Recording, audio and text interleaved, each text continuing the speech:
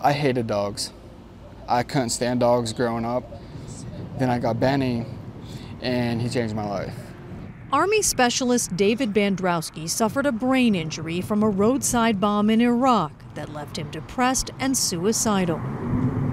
Earlier this year, deep in depression, with just Benny by his side, he reached for his gun. I was just basically sitting on the couch playing Russian roulette with it, and right before I pulled the trigger to take my life, he jumped up on me and knocked the gun out of my hand.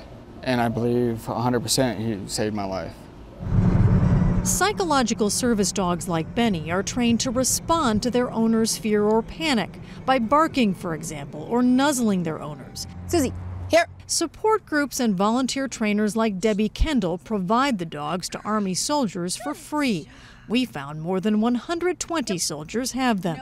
The reality of my anecdotal experience has been that within 2 weeks of placing a soldier with a service dog, they no longer are considering suicide as an option. A soldier could get a dog if his doctor recommended it. But in January, the Army issued a new policy that also requires a panel review, commander approval, and only approves dogs from providers accredited by Assistance Dogs International, a group that sets training standards. We all want what's best for soldiers, and again, if that's a dog, that's great. For whatever reason. Colonel Ted Cieslak is the Army doctor who wrote the new policy. Give me paw.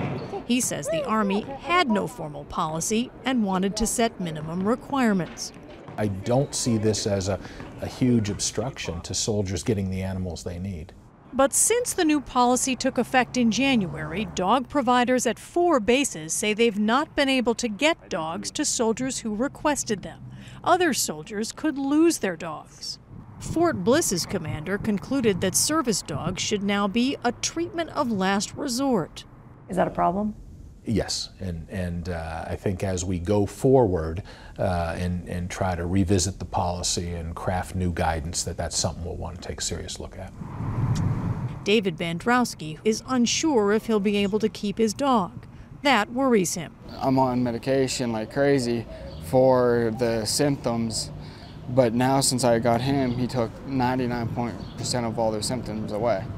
An Army decision on whether Bandrowski will lose Benny is imminent. Anna Werner, CBS News, Dallas.